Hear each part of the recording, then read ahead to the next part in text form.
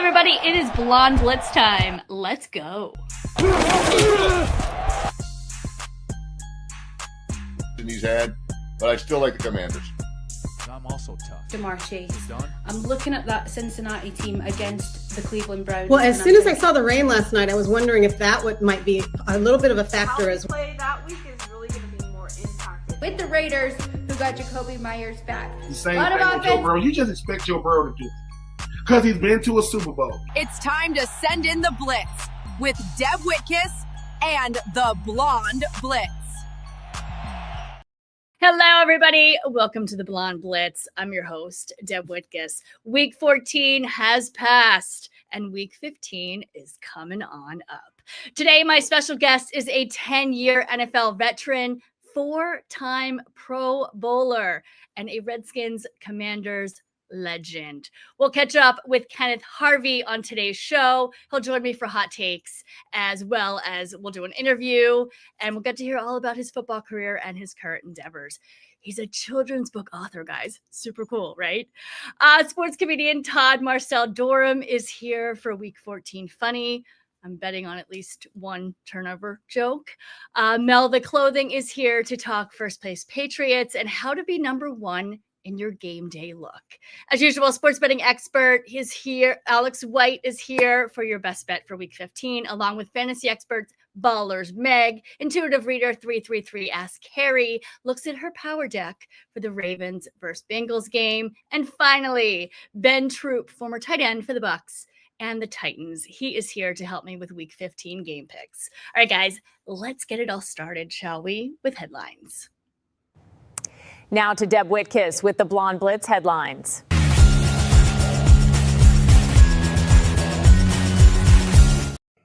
Week 14 delivered thrilling finishes, offensive explosions, and late season statement wins across the league. 7 games were decided by a touchdown or less, keeping multiple playoff races tight entering December. Josh Allen continued his dominant run, posting 3 total touchdowns in the 34-17 win versus Miami, pushing Buffalo to 9-4 and strengthening their AFC playoff push. He now leads all quarterbacks this season in total touchdowns. The Houston Texans pulled off a wild finish, scoring 10 points in the final 2 minutes, including a last-second field goal to beat the Jaguars 27-24 and take over second place in the AFC South. The Los Angeles Rams beat the Arizona Cardinals 45-17, moving them back to the top seed in the NFC behind another efficient outing from Matthew Stafford. Rookie wide receiver Martin Mims continued his breakout role for Denver, leading the Broncos to a crucial 28-23 division win, helping keep their playoff hopes very much alive heading into Week 15. All right, guys, let's move on to AFC, NFC Players of the Week. On the Akua of the Rams, 10 receptions, 146 yards, and 2 touchdowns. On the defense, Al-Quadin Muhammad of the 49ers, 3 sacks, 4 QB hits, and a forced fumble in a dominant defensive outing. On special teams, we have got Rashid Shaheed of the Saints. He had a 92-yard punt return touchdown, the longest in the NFL this season. Moving on to the AFC Players of the Week. In the top spot on offense, we have Josh Allen of the Bills, of course. 3 total touchdowns and a 108.5 passer rating in a key divisional win versus Miami. On the defense, Rasul Douglas of the Broncos, 2 interceptions and 4 passes defended in the 28-23 victory. And finally, on special teams, we've got Marvin Mims, talked about him earlier, of the Broncos, 87-yard punt return touchdown, plus 148 total return yards. All right, guys, that is your Week 14 headlines. Tight races, tight finishes, and major playoff implications. The Stars stepped up. All right, guys, see you next week. All right, guys, my special guest is a 10-year NFL veteran linebacker. He's a 4-time Pro Bowler. He is Redskins royalty. He was voted number 57 in the 70 greatest Redskins of all time. He's here to help me with hot takes, the one, the only Kenneth Harvey. Next caller is Deb Whitcas, who says she has some really hot takes.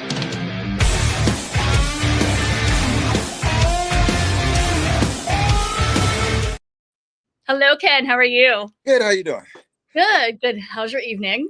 It is going great. Hey, one correction: 11 years in the NFL. 11. I'm sorry.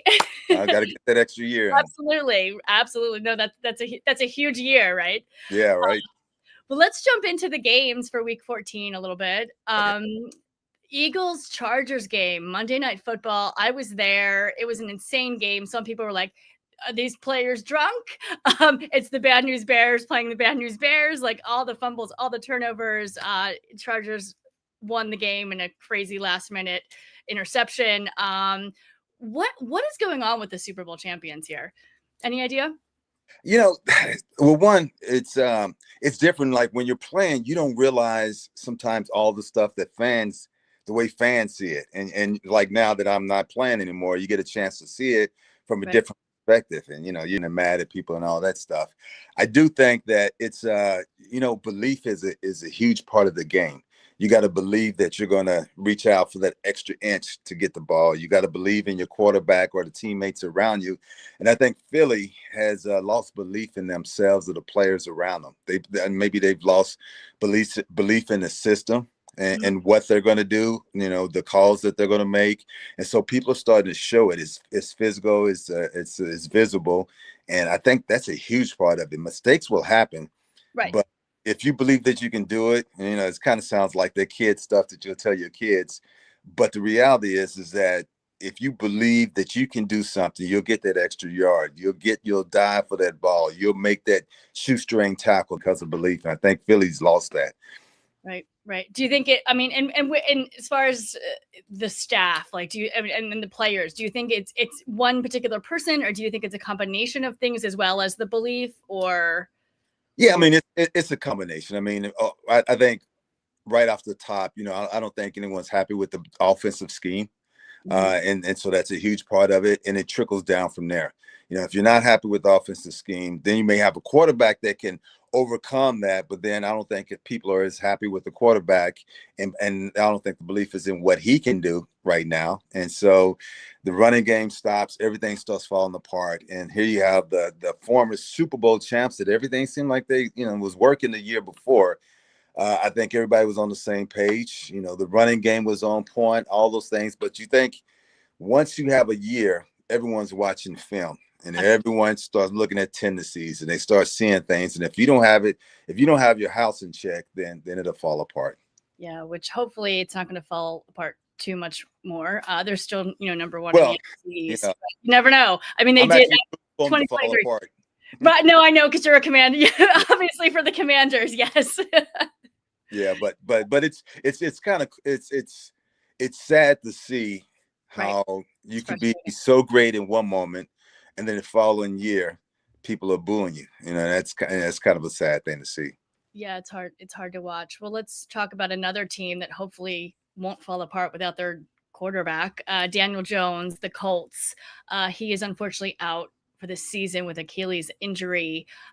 Philip Rivers is now taking, you know what I mean? So yeah, Rivers is in now. What are your thoughts on that? I mean, it's a dream of every retired player to come back and to be able to play. Fortunately, being a quarterback, the rules have changed so much that you don't take the wear and tear of the punishment. So if you know your game, if you still have your arm, if you still have all that, anything's possible. You get older, your body hurts. It takes a lot longer to recover.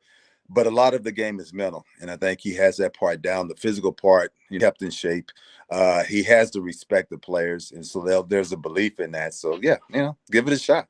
Right. It's like he hasn't been in the NFL though for 5 years. That's a long time. I mean, it's a long time, but I think if you still have the skills, and there are a lot of guys who still have the skills, and hopefully the scheme and the surrounding players can help them. But if you still have the skills, 5 years it could come back. It's like riding a bike. It's not something that he has to be physically strong or dominant with. It's just he has to know what he's doing and have a good arm. Right. When he's obviously an elite quarterback. Yeah. Played for years. Let's go on to another elite quarterback, Patrick Mahomes, the Kansas City game and the Houston game. Kansas City lost to Houston 20-10. Yeah. You know what? I mean, I'm a hater. It's not, you can be. Yeah, it's just kind of, it's like you hate the team that was really good, and they're falling apart now. And you're not cheering necessarily because they're falling apart, but sometimes you see players and teams and people that, it's like they come across above all and nothing can help, nothing can stop them. It's good to see people get kind of level. And especially this year, it's good to see other teams succeeding and possibly having a chance at the Super Bowl than not. It's playoffs are wide open. It's between the Patriots, who would have thought, the Panthers, who would have thought, the Broncos, like other teams are stepping up as Kansas City is kind of losing its reign. Yeah. And it's good. It's maybe good and bad TV, right? There's new teams. You have to build this whole huge following and all that stuff, but it's also good to give some new blood in there, the new champions. Yeah, we have an audience member here, Dollar Will 1234. He says Casey needs a big body wide receiver. I agree with that, and a younger Kelsey. Yeah. And also, is Andy going to hang it up? I don't think Andy's going to hang it up at all. No. And the thing is, it's this one of those things. And some of those positions you play, age takes a toll. And if you're a tight end and you're aggressive tight end and you play hard, after a while, those hits and those things take their toll on your body. And so you do need start developing the younger people for the next generation. Absolutely. I mean, you guys are like freight trains out there. Every time people get hit, it's like a freight train hitting you. So yeah, that takes a toll. Bills versus Bengals. The Bills pulled off a snowy comeback, beating the Bengals 39-34 for a better seeding. Are the Bills as good as everybody thinks, or do people just assume it's because of Josh Allen? Yeah, I mean, the Bills are as good as people think they are. They have an elite quarterback. And that, usually a quarterback is going to dictate the kind of the direction, at least of the offense and of the team possibly, right? And so if you have a great quarterback, you saw with the Commanders, last year, if you had a great quarterback, it can change everything around. Yep, love Jaden Daniels so much. I'm so upset of what happened this season. And Terry McLaurin, we had this conversation before. I mean, it is sad, it's the up and the down, but a great quarterback can really dictate kind of, or at least control part of the season with the team. You got to balance it with a defense, but a good quarterback can change things, and I think that's what they have. Absolutely, yeah. I every single year as I put the Bills to win the Super Bowl or to put them in like to be in the Super Bowl, and every single year they disappoint me. So I'm not doing it this year. God darn it! Reverse psychology, right? They're not going to make it. They're not going to make it, and they make it. Yeah, I do think it's going to be Rams Broncos, but we'll see what happens. I wanted to kind of get your pick for the top spot for each division. Let's start with AFC East first. Who you got there? I don't know. The Patriots. I'm going to go with the Patriots. Yeah, that's what I'm going with the Patriots too. All right, let's AFC North. Who do you think? Yeah, Steelers. Yeah, same with me. I think Baltimore's done. Like they're 6-7. Like I just from the first 7. Yeah, 6-7. Yep. And this point with this, it's not good. But all right, let's go AFC South. What do you have? I'm sorry. There's nothing worse than an old person trying to be young. 6-7. No. I'm trying to be young. I love it. Okay. I said it the other day too. So I want the Houston Texans to be there. All right. Okay. I'm going Jaguars, but I actually want Houston. I would rather have Houston, but I think the Jags are going to take it. But Houston's getting up there and they're getting hot. So let's keep our fingers crossed. Yeah. AFC West, who you got? Denver. Yeah, same with me. Bears are 9-4. Yeah. I mean, they have a shot, but I don't think so. I mean, I don't think they're going to catch up. But I don't think it will be interesting. I mean, you have your wants and you got to look stats in the face, but who knows? We'll see. they played better. They played better than the Eagles last Yeah. night. Absolutely. So Justin Herbert looked great and Ladd McConkey. But I think the Broncos are a more balanced team. All right, let's go to the NFC. We got NFC East. Who you got here? That's going to be interesting. I don't want to say Cowboys. I don't want to say Eagles, but right. I'll go with the Cowboys. Okay, I don't disagree with you. I think the Cowboys, Dak, was throwing for like 300 yards. They had, they won 4 in a row. I don't even know what they did last week, but yeah, I think the Eagles have it. I'm hoping they beat the Commanders. Sorry, I know, but they have the Raiders this week. I think they have that game. The Bills are going to be a challenge. So yeah, big challenge. Let's go NFC North. This is a tough division. Packers, Bears, Lions. Yeah, I know. It would be great to see Chicago, the Bears, but Green Bay. I'll go Green Bay. I'm going to go Green Bay too. They're 9-3. Bears are now 9-4. I'm so excited for Chicago and for them to have a winning season, but I think the Packers are a better team. And I think they'll take it. NFC South. I guess Panthers. Okay. I love that. I'm not going that way, but I love that for the Panthers. Both teams are right now. It's the Bucs or the Panthers. Both are 7-6 right now. I think Buccaneers Bucky Irving. I think, Yeah. Baker Mayfield. I mean, Chris Godwin. I think they're just a little bit better than the Panthers, but the Panthers could easily take it. I got a statue of a panther, so it's staring at me. So, so it was like it was talking to you. Yeah, it was like you better bite. You better say it. I love it. And finally, NFC West: Rams, Seahawks, 49ers. Yeah. Seahawks. I'm going Seahawks. Okay. Yeah. All right. I'm going to go Rams. I have to. I cover them. So, yeah, I'm going to go Rams. I think the Seahawks are right behind them, though. And honestly, I would not be surprised if San Francisco surprised us all. Even through all of the injuries they've had and all the players out, you just never know. There's a lot of football left. Super Bowl's down there, and so it would be amazing if they flew around and make it there. So, yeah, that could be cool. Well, let's get into your career.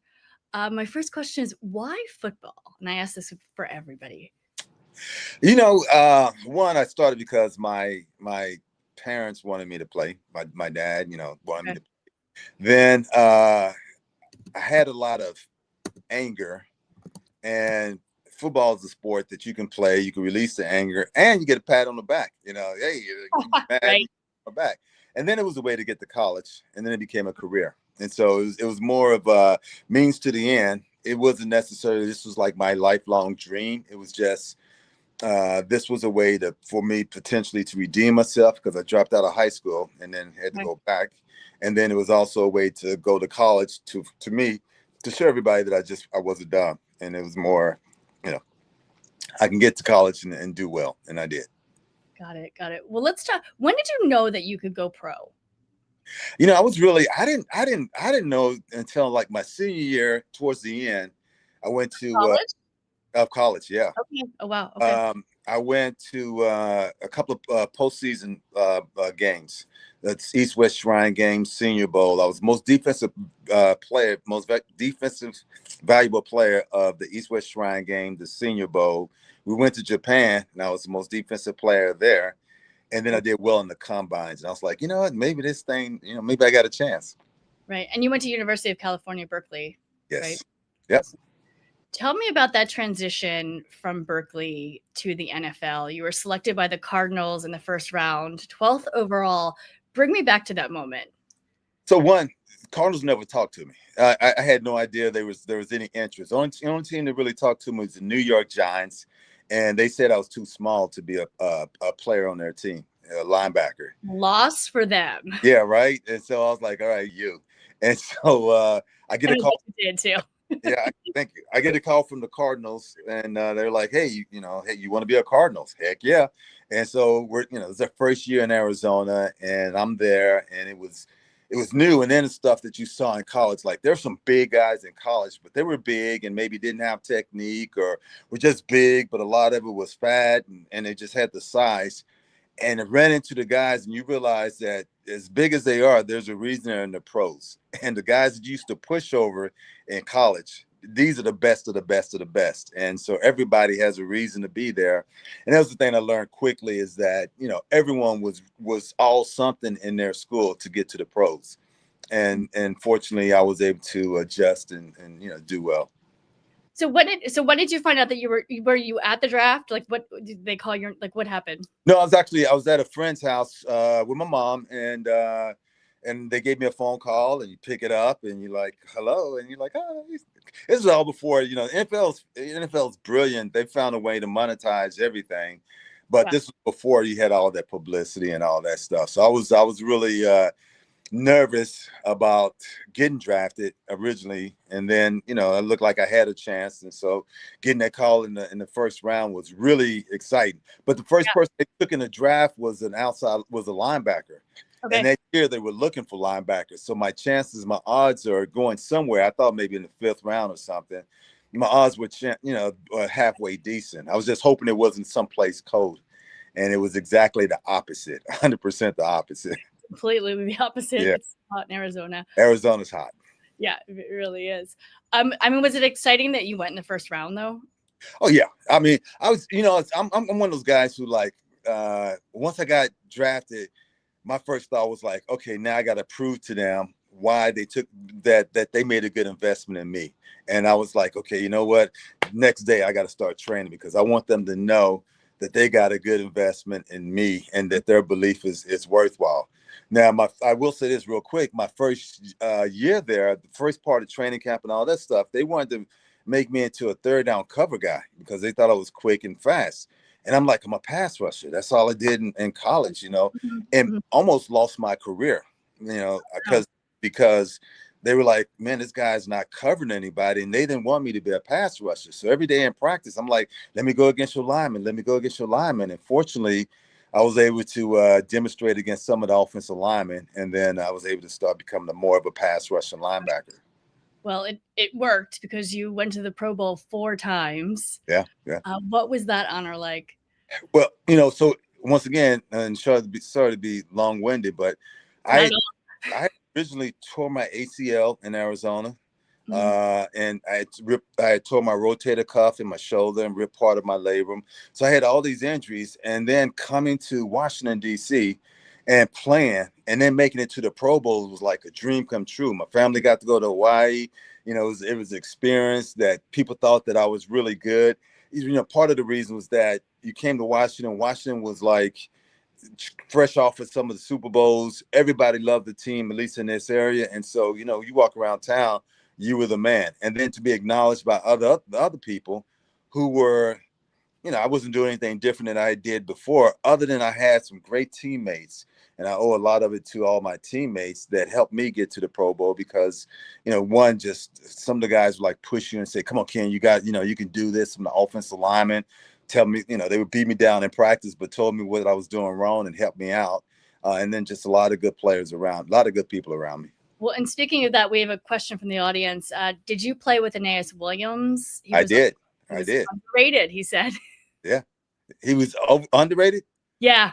A lot of times. So there was a lot of players who played with the Cardinals who didn't get the publicity or notoriety that they should have, because we were never on TV. We never had a sold out game. It was always blacked out back then. And so a lot of people didn't know we played. We played on the East Coast, and we were in Arizona. It was just kind of a mess. We never really got the publicity. And so a lot of players were underrated. Right. Well, and you got a lot of publicity with the Commanders, though. I did. Yes. And you were voted into the Ring of Fame. Congratulations. That's a big deal. It is. The older I get, the more you appreciate it, right? Absolutely. And number 57 in the 70 greatest Redskins players, like that's a true honor. You know, it's amazing to have to play a game that you enjoyed and that you would have done regardless of any of the post awards, anything like that, but to be acknowledged and to say that somebody said, man, we appreciate the way you played, and to put you up on the ring. It's something that I'm proud that I can take my kids and they can, they're not kids anymore, but they can look up and point and say, that's my dad. And so it's kind of cool. That's so special. Well, speaking of kids, you're now retired and you are a children's book author. How did you pivot into writing? All right. So quick story. And my boys, I got 2 boys, and one of them came home and there was a contest on TV. And if you won, you got to be the characters, but they were sad because there were no brown characters on the TV show. And I was like, you start seeing it through the eyes of a kid, and you're like, wow, that's the way my kid sees himself. And I was like, you know what? I want to write a book so that they can see themselves as a character. And I don't, hopefully it's a simple story, but I want every other kid, I want my boys to know that that's me. And so that was the first book I did. Fortunately, the guy, Terry Crews, America's Got Talent, he did the artwork for the book. And so, because he played on the football team. And so he did the artwork for the first children's book I did. And then from that, it's just kind of more, you see how books can plant seeds, whether it's a positive seed, negative seed, but reading a book to a kid, I remember when I was a kid, somebody would read a book, it's like planting a seed in your life. And so, I, just kept writing children's books. And how many have you written? And I think it's about 7, 8. All right, can you list them for me? Not all of them, but let's see. Hold on. This was the one. Come Find Me. Okay. Then you saw right. this. Then there was there's Life in the Fridge was the series. So Life in the Fridge, when Chocolate Milk moved in, the Fridge Bowl game, Fear in the Fridge, Bullies in the Fridge. Then there's a book called The Me That Needs to Be. And then these other ones are some of the thriller suspense. I did 2 thriller suspense novels. One is called Alone. The other one's called Xavier, A Hero No More. And then Brothers of the Storm. I wanted to try to do 3 books for my boys. One when they were young, one when they were kind of middle age, and then down the road, I'll do a movie for them. So those kind of things. So yeah, there you go. I love that you kind of do thriller and suspense as well, because I'm an executive producer in the true crime space too. So we both do sports and crime. It's fabulous. It's kind of crazy because people are like, you write children's books, and your other book, you're murdering somebody. What's going on with you? And I'm like, I was a linebacker. I wasn't always a nice guy. So you also wrote a little bit for the Washington Post, correct? Yeah, I did. Well, it was more on the street kind of interviewing, and we did some work. I did work with the Washington Post because post football, a lot of people have opinions. It was kind of cool to see what people thought of the team, of the players, and get fans' perspectives, because it's like I said, it's a lot different than when you're playing. You don't realize how invested people are into the game, and you don't realize how you look to people as you're playing the game. And so it was kind of cool to get people's opinions. That's awesome.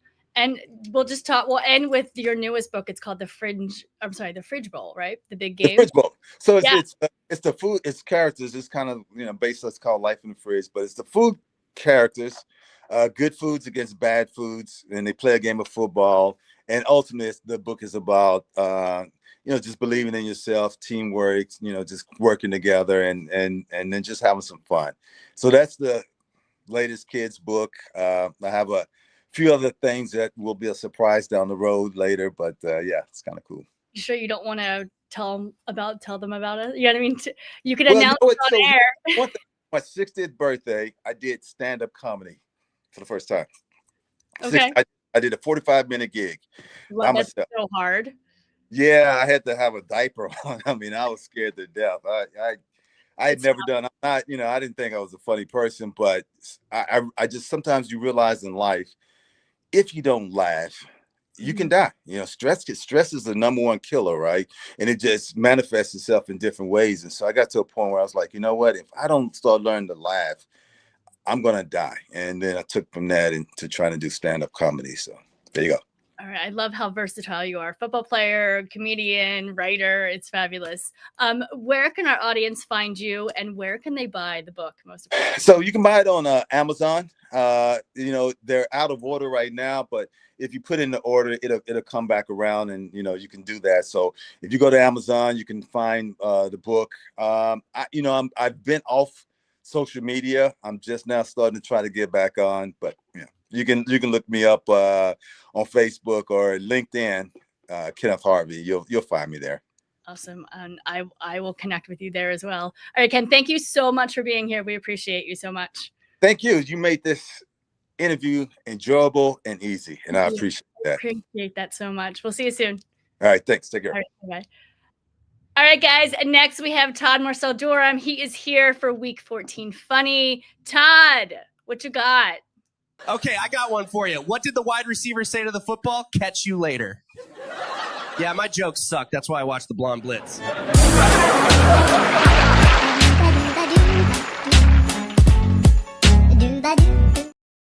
Todd.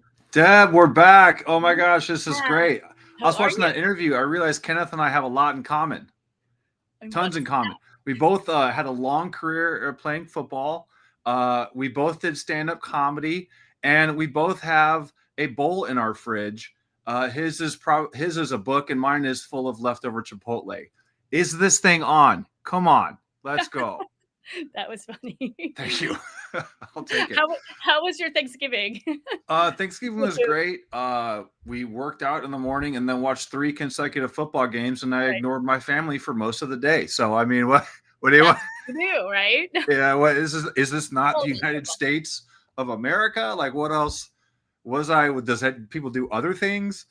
So you guys, this has been a long time since we've talked last, and a lot of things have happened, but most recently, we had the Super Bowl winning champions were in Los Angeles to play the Chargers. Yep. And the big story, I think, is Jalen Hurts getting a hard time for throwing 4 picks. I'm not down with Jalen Hurts slander in that respect, okay? Listen, if you want to slander Jalen Hurts, be my guest. But slander him for the right things. Slander him because he always looks like he's trying to dress as the third lead in an SWV music video. Dressed like he's slander him because he sounds and he talks and he acts like he's always trying to be a Tony Braxton romantic interest. Slander him for those things. I got no problem with that. But don't slander him for 4 picks. Why? Because his receivers had a chance to catch those passes. If we don't fix that, if we don't have a category for wide receivers dropping passes that turn into picks, we're going to have this problem forever, okay? Let me put it to you like this. For everyone watching, wide receivers not having a category for a dropped pass that turns into a pick is like a man taking his wife or girlfriend to a restaurant and her not knowing what she wants to eat that night, okay? At some point, you have to figure out if you're hungry or not, all right? And if you're hungry enough, you're going to catch the ball. And if you're not hungry enough, don't eat anything. That's how we fix that problem, in my humble opinion. All right. What else happened recently? We had the NFC North going ham. The Bears, the Packers, things were going crazy. Bears went from number 1 to number 7 in the conference in 1 week. My problem with that is different than their problem with that. My problem with that is the week when they were in first place, after that big win, what happened in the locker room after? Does everyone remember? Because I certainly do. Yeah, it was Ben Johnson going skins, okay? And now the following week, they lost, which that's a big problem for me because it sets bro culture back for decades. The more time a guy is punished for going skins, the less time he's going to go skins, okay? That's a problem for me because dudes want to see pecs. We ask the tough questions in life, like how much do you bench, okay? Yeah. And if we don't have our head coaches running around going skins more often, we're never going to get to a point in the NFL where Dan Campbell is going skins, which is what everybody wants, okay? We don't want Andy Reid going skins, but we do want Dan Campbell going skins. And if the Bears lose after Ben Johnson goes skins, it's not going to happen for the rest of the season. That's a problem for me. Is this not a problem for anyone else? I feel like it. Other things happened recently. I've come up with a category of football called Zoomer Ball Confirmed. Zoomer Ball Confirmed. All right. And what's Zoomer Ball Confirmed? I feel like Zoomer Ball Confirmed is a guy like George Pickens wearing a shiesty and not even allowing his mouthpiece to go in his mouth, the old concussion preventer. Okay. George Pickens has his number one receiver go out of the game, and he just decides for the rest of the game he's not going to attempt to catch football passes, and he's going to pout, he's going to cry. That's Zoomer Ball Confirmed. Another example of Zoomer Ball Confirmed is an inflatable rabbit in the Eagles locker room. Zoomer Ball Confirmed. Why is that a Zoomer Ball thing? Because when the Eagles were winning the Super Bowl against the Patriots, they were wearing dog masks. Okay. That is, I don't even know the. We have one. Yeah. And who doesn't and who won one? I'll tell you what, if they won the Super Bowl with inflatable rabbits, no one's putting that up on their yard or in their house. It's just not happening. That's just a Zoomer Ball move. Puka Nacua, Zoomer Ball Confirmed. He's going live in the locker room with their, so any number of things are happening behind him. Zoomer Ball Confirmed. So if you're watching the NFL and you see somebody doing something just social media orientated, it's Zoomer Ball Confirmed. Zoomer Ball Confirmed. We will remember that. Zoomer Ball Confirmed. I think it's pretty simple. And lastly, on Monday night, I saw a guy named Cooper DeJean defending a guy named Lad McConkey, and I thought to myself, what is this, the Long Island lacrosse tournament? I mean, what are we doing here? Okay, that's my time. All right, Todd, thank you so much. Where can our audience find you? At Todd Marcel Dorm on everything, website, socials. Awesome. We'll see you during the playoffs. Thank you, guys. All right. The Patriots guys are on fire this NFL season. They're 11-2, and sports designer Mel the Clothing is showing off her hottest looks for game day. When I need the latest in style and entertainment, I tune into the Blonde Blitz.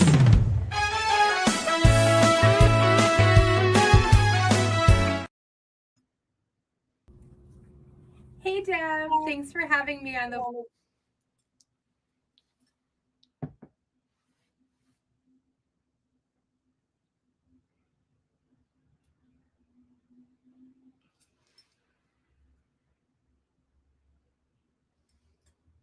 Blonde Blitz this week, so I'm super excited.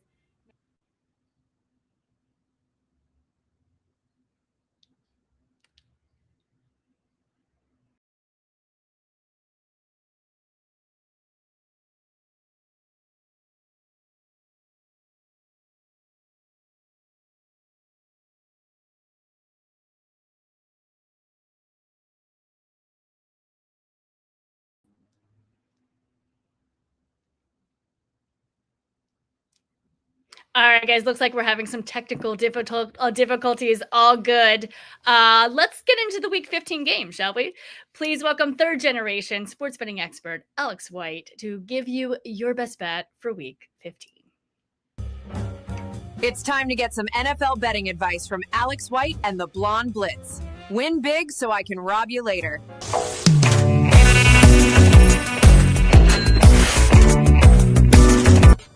Here we go, just 4 weeks left in the NFL, and Week 15 leaves us with some great betting opportunities. 6 division matchups, 4 of them with home revenge. This includes the Falcons tomorrow night at Tampa Bay, the Bills at New England, the Ravens at Cincinnati, and the Carolina Panthers in New Orleans. The last one is my favorite of all of them. They're a 2.5-point favorite. If you don't want to lay the 2.5 points, because it could be a closer game, it is a division matchup. Minus 145 on the money line. I like that as well. I do think the Panthers get this win and get this revenge.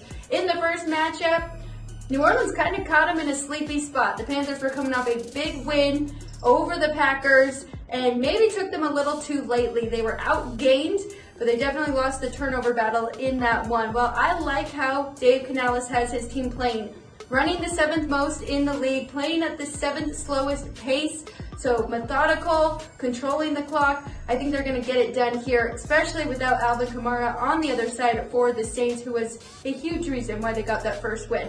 Carolina has everything in front of them. 7-6. They're tied right now with Tampa Bay for the division. They still have 2 matchups against the Bucs coming up. Coming off a bye week, the Panthers are, so Panthers -2.5. That is my best bet of the weekend. Enjoy, cash some tickets. I'll check in again next week. Thanks for having me, as always. Thank you very much. All right, thank you so much, Alex. Always good to see you. And of course, we can't talk sports betting without talking fantasy. Here's fantasy expert Ballers Meg with her advice for Week 15. When I'm looking for fantasy advice, I listen to Meg from TSS Fantasy.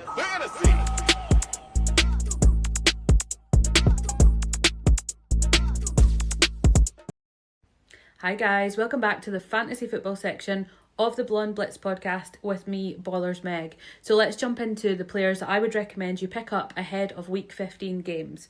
Starting off over in Houston, where I'm picking up Nico Collins. They're facing an Arizona Cardinals side that is weak right now.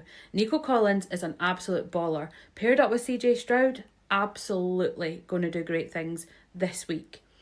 Next up, I'm taking Travis Etienne Jr. That Jags side have been on fire recently. They are playing the Jets this weekend. We know the Jets are trash. They have been all season. I am very hopeful that Travis Etienne Jr. can get some real decent points this week and put up those touchdowns to boot as well. Finally, my last player that I'm going to be picking up for my daily fantasy squad this week is Ted McMillan over at the Carolina Panthers. Now, they're facing a Saints side that are high off a victory last week. However, that Panthers team have been formidable this season. Nobody could have expected them to be as good as they were, although a few of us had a sneaky feeling that they might be. I'm taking Ted McMillan. I think he is going to ball out this week. If you would like more hints, tips, tricks and advice on all things fantasy football, then please make sure you check out TSS Fantasy. Our shows are on a Friday and a Sunday where we are live and we will talk you through all our advice for fantasy football. And if you want to catch me some more, then Ballers_Meg on all social media platforms. You can catch my content across there. And I will see you next week for Week 16. Take care, guys. All right, thanks so much, Meg. Next, Intuitive Reader 333 Ask Carrie is using her Power Deck cards to predict the Ravens versus Bengals game this week. Carrie, let's go. Let's see what the Power Deck cards say about these NFL team futures.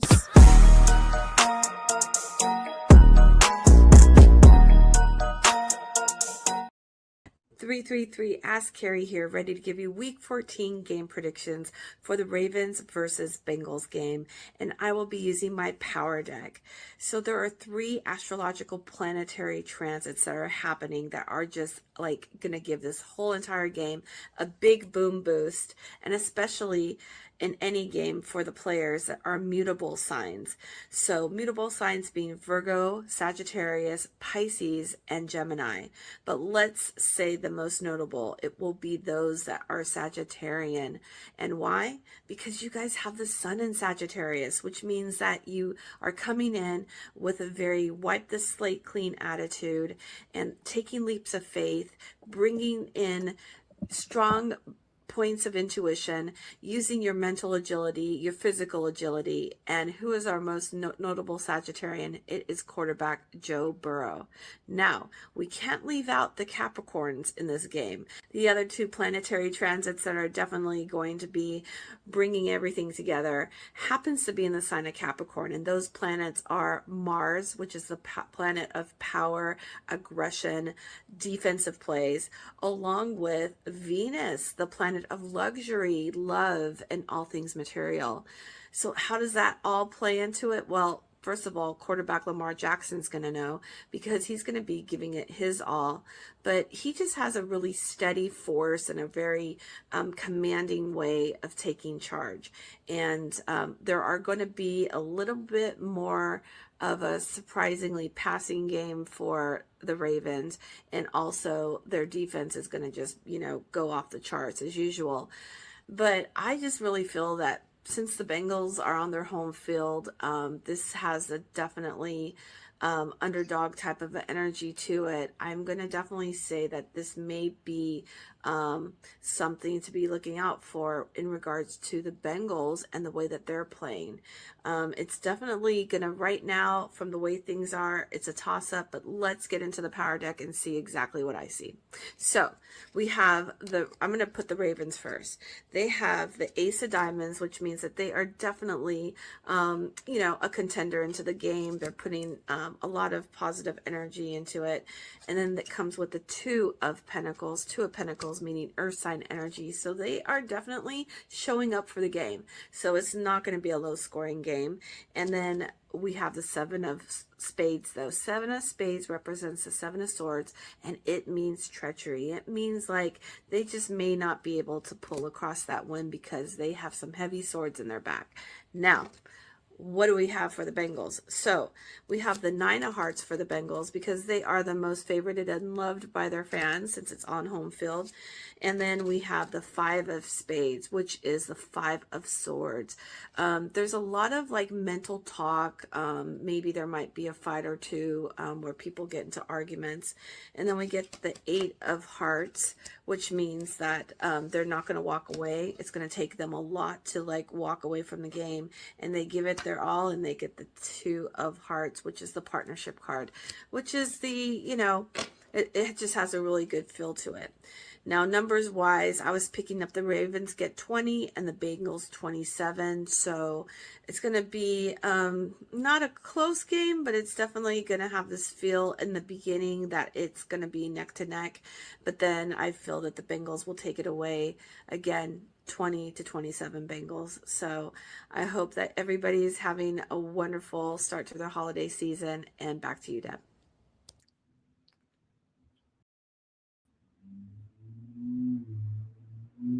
All right, thanks so much, Carrie. All right, guys, Ben Troupe, former tight end for the Bucks and the Titans, is here to help me with Week 15 game picks.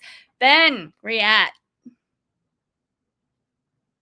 Bring in Deb and Troupe so we can get our NFL picks.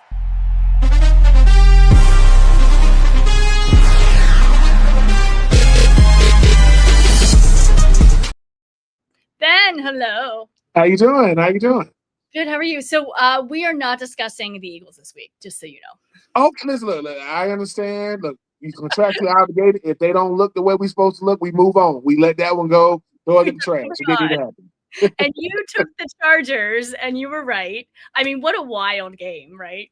I was there, 50-yard line, row 3, and best seats I've ever had in my life, and I got to watch that game. Hurts made history, at least. Right? Oh, yeah. We'll never say to everybody that got something to say, he'll never play like that again. That'll never happen again. Ever again. Yeah.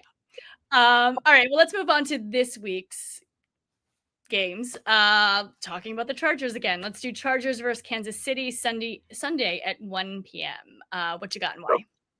I'm going to go with the Chargers. I mean, Kansas City, they're going to scratch and claw. I mean, you still got Patrick Mahomes, but I saw Travis Kelce on his podcast talking with his brother Jason, and he said something that is hard to do. He admitted, he said, the previous years, I knew how to figure this thing out, man. I can't figure it out. I mean, when Travis Kelce, with 87, it's not on par with Patrick Mahomes. It's going to be a long day. So the Chargers are trending upward. I mean, for people talking about how good the Chargers played, Ladd McClunkey and Keenan Allen, they were ghosts against the Eagles, and they still won. They didn't do anything.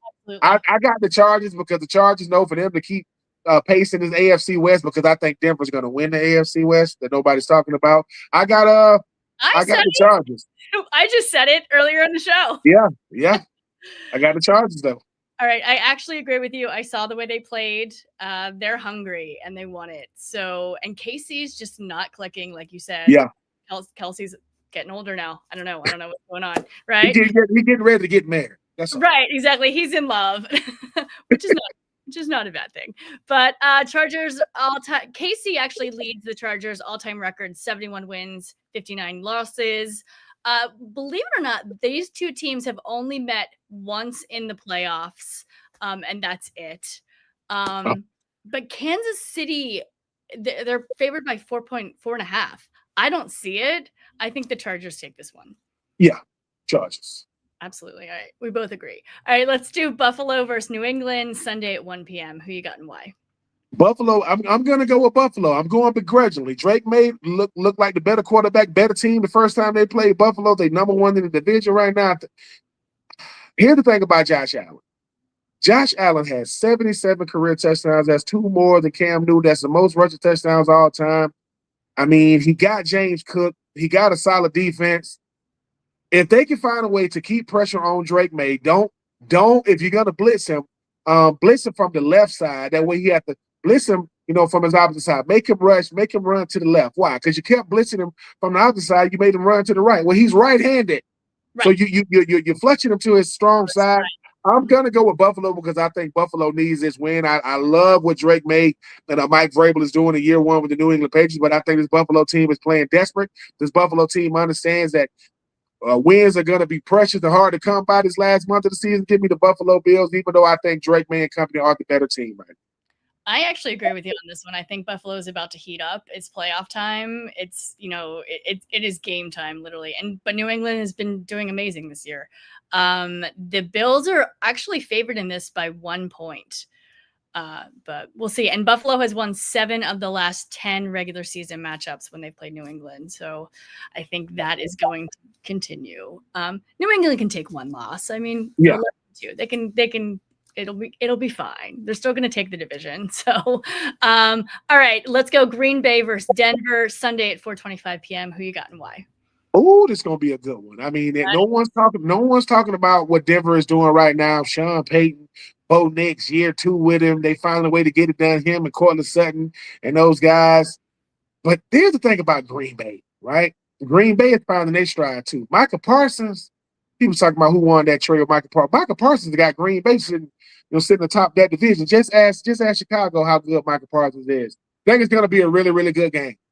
Yeah. It's going to be in Denver. That Mile High is rough. Yeah. I've been there, but I like Green Bay a little bit better. Green Bay is looking at that division saying, once again, here come, there goes Chicago, there go Detroit. We got to put some space between us and them. Great game. Love what Denver's doing, but I think Green Bay gets their second win in the last 2 weeks. Back-to-back wins for Green Bay.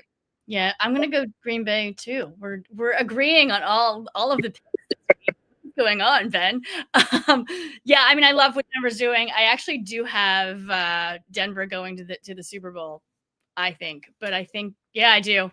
I know I'm probably crazy. No. Sean Payton get to another Super Bowl without Drew Brees and company. That solidifies him as one of the greatest coaches to ever do it. Because people associated with Drew Brees and what he meant to that offense, what he meant to that team, to that city. But hey, if you do it with Bo Nix, you go from Drew to Bo. Okay. Right. All right. Right. Well, time will tell. I do think Green Bay's, it's heating up too. They're all-time. The all-time is tied at 7-7. Green Bay has won 4 of the last 6 contests between the two clubs. And interestingly enough, Denver has never won a regular season game against the Packers in Green Bay. Wow. So, ever. So Packers are 2.5 favorites on this one. I'm going Green Bay too. So, all right, let's go one more. We got Detroit versus the LA Rams Monday Night Football. Another really good game. Who you got and why? So Detroit, they're gonna be in LA. Yeah. I'm gonna go with LA. Matthew Stafford finally gets some get back. Matthew Stafford has had to come play Detroit. If I'm not mistaken, both times he had to come to Ford Field. And this is switcheroo. One go to LA, the other will come to Detroit. I'm gonna say the Rams get a big win. Now, here's the thing: in order to beat Detroit, you got to stop that running game. You got to stop Amon St. Brown, which is not, Jahmyr Gibbs. All he does is score touchdowns. That's all he does. He got like 50 touchdowns. He's 24 years old. But I'm still go with the Rams. Devontae Adams, Puka Nacua, Jared Verse. I just think that for a guy like Matthew Stafford, he ain't playing to prove nobody wrong. But right now, it looks like Detroit got the better end of the deal because they beat y'all the last 2 times they played y'all. But I'm going to go with the home team. Give me the Rams. Yeah, I'm going Rams too. And Rams lead the all-time 45 wins, 43 losses, and 1 tie. We see the matchup between Goff and Stafford again, it's like it's the story. You know what I mean? Mhm. So I mean, everyone's always talking about it. Rams are 4.5 favorite on this one. I have to go Rams. It's going to be a really good game, though. Yeah, I think this is going to be the game of the week. All right, Ben, thank you so much for being here. Your show is next. No weddings in the fall. Guys, please stay tuned for Ben's show. Today's show is sponsored by Wish LBI and Underdog Fantasy. Go to Underdog Fantasy and use promo code BLONDE, and we'll double your deposit up to $100. All right, guys, if you like tonight's show, please subscribe, and you can follow us on all socials at The Blonde Blitz. All right, football forever, guys. See you next week. And go Birds, I guess.